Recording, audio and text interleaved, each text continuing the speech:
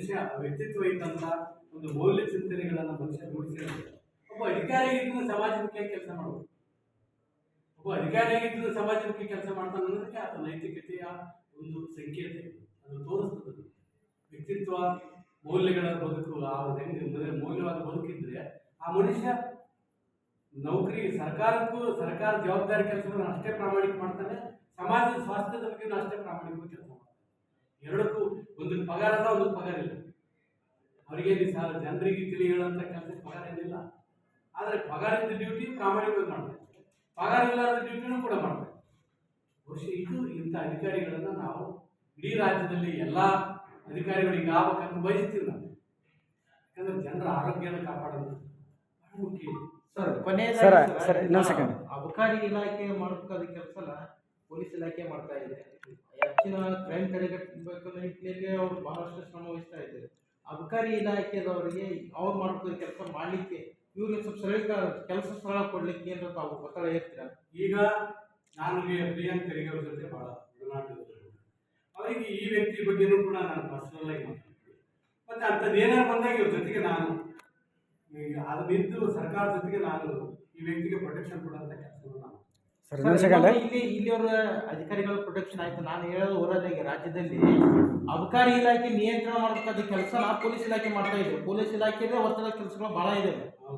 ಆ ಪೊಲೀಸ್ ಇಲಾಖೆ ಕೆಲಸ ಅವ್ರು ಬಿಟ್ಬಿಡಿ, ಅಬಕಾರಿ ಇಲಾಖೆ ಮಾಡಬೇಕಾದ ಕೆಲಸ ಅವ್ರು ಮಾಡಲಿ ಅನ್ನೋ ನಿಟ್ಟಿನೊಳಗ ತಾವು ಸರ್ಕಾರಕ್ಕೆ ಏನು ಬಿಡುತ್ತೆ, ಅಬಕಾರಿ ಅಧಿಕಾರಿ ಇಲಾಖೆ ಸಚಿವರಿಗೆ ತಾವು ಏನಾದ್ರು ಹೇಳೋದ?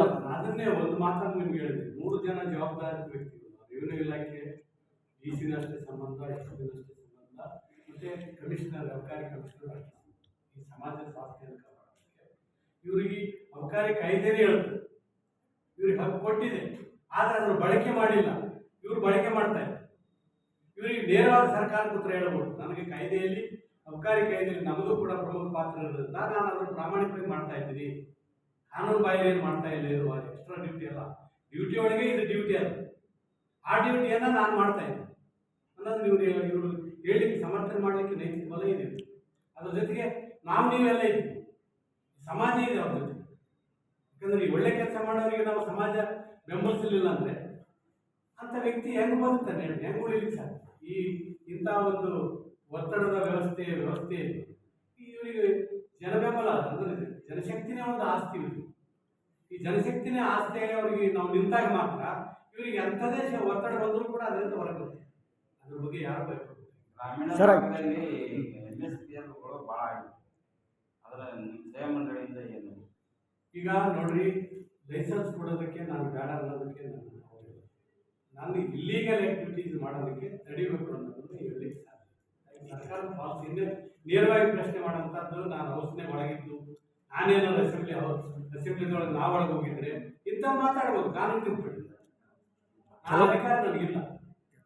ಕೆಲವೊಂದು ಹಳ್ಳಿ ಒಳಗೆ ಏನು ಸರ, ಈಗ ಈಗಲೂ ಬಟ್ಟೆ ಸರಾಯಿಗಳನ್ನು ಮುಚ್ಚುಮರೆಯಿಂದ ನಡೀತಾ ಇದೆ. ಅದ್ರ ಬಗ್ಗೆ ಏನು ಹೇಳ್ತೀವಿ? ನಮ್ಮ ಕೊಪ್ಪಳ ಜಿಲ್ಲೆಯಲ್ಲಿ ಇಡೀ ರಾಜ್ಯದ ಯಾವ ರಂಗನ ಹೋಗಿರಿ, ಕೆರಡಂಗಡಿ, ಪಾಂಡಪ್ಪಿ, ಇನ್ನು ಇಲ್ಲಿಗಲ್ ಮನೆಗೆ ಇಟ್ಕೊಂಡು ಮಾತಾಡೋದು ಬಟ್ಟಿ ಸರ ಸರ್, ಬಟ್ಟಿ ಸರ ಭಾಳ ಕಲ್ಯಾಣ ಕರ್ನಾಟಕದ ಮೇಜರ್ ಅದನ್ನ ಬೋರ್ಡ್ ಮೀಟಿಂಗ್ ಮಾಡಬೇಕು. ಅದನ್ನ ತಡಿಬೇಕಾದದ್ದು ಆ ಗ್ರಾಮದ ಪ್ರಥಮವಾಗಿ ಕ್ರಿಯೆ ಜಾರಿ ಆಗ್ಬೇಕಂದ್ರೆ ಆ ಗ್ರಾಮದ ಜನ ಎಜುಕೇಟ್ ಆಗಬೇಕು, ಅಂದ್ರೆ ಅದ್ರ ಬಗ್ಗೆ ಜಾಗೃತಿ ಆಗ ಅವ್ರು ತಯಾರಾಗಿ ನಿಂತಾಗ ಕಾನೂನು ಸಪೋರ್ಟ್ ಇವರು ಕೊಡ್ತಾರ, ನಮ್ಮಂತವ್ರು ಕೊಡ್ತೀವಿ. ಅಲ್ಲಿ ಜನ ತಯಾರಾಗಲಿಲ್ಲ ನಾನೇನು ಏನು ಮಾಡೋಕ್ಕಾಗಲಿಲ್ಲ ಸರ್.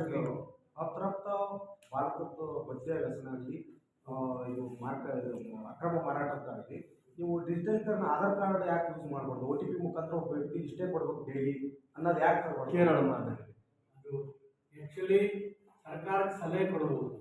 ಈ ರೀತಿಯಾದ ಒಂದು ತಡೆಗಟ್ಟ ಆ ಥರ ಮಾರ್ಕ್ ಇದೆಯಲ್ಲ, ಇದು ಸತ್ಯವಾದ ಒಳ್ಳೆ ವಿಚಾರ. ಇದ್ರ ಬಗ್ಗೆ ಏನು ಪ್ರಶ್ನೆ ಮಾಡೋಂಥದ್ದು ಮನುಷ್ಯನಿಗೆ ಮಾನವೀಯ ಮೌಲ್ಯ ಇರುವಂಥ ಮನುಷ್ಯನಿಗೆ ಇರಬೇಕಾದ ನೈತಿಕ ಸರ್ಕಾರ ಕೂಡ ಇದನ್ನು ರೂಢಿಸಬೇಕಂತ ಹೇಳ್ತೀವಿ. ಈ ಒಂದು ವಿಚಾರ ಏನಿದೆ, ಈ ಚಿಂತನೆ ಈ ಸ್ಟೇಜಿನವರಿಗೆ ಮಾತ್ರ ಇದು ಮದ್ಯಪಾನ ಸೇವನೆ ಏಜಿಗೆ ಇರಬಾರ್ದು, ಆಧಾರ್ ಕಾರ್ಡ್ ಕೊಡಬೇಕು, ಎಲ್ಲ ಯೂಸ್ ಮಾಡ್ತಾರೆ ಅದು ಆಧಾರ್ ಕಾರ್ಡ್ನ. ಇದರಲ್ಲಿ ಮಾಡಿದರೆ ಒಂದು ಸ್ವಲ್ಪ ನಿಯಂತ್ರಣ ಮಾಡ್ಬೋದಲ್ಲ? ಒಂದು ಮಾತನ್ನು ಈ ಮಾಧ್ಯಮದ ಒಂದು ರೀತಿ ನಿಜವಾಗಿ ಅದ್ರ ಬಿಟ್ಟು ಒಂದು ಮಾತಾಡ್ಬೇಕು ಮನುಷ್ಯರಲ್ಲಿ. ಈಗ ನಾನು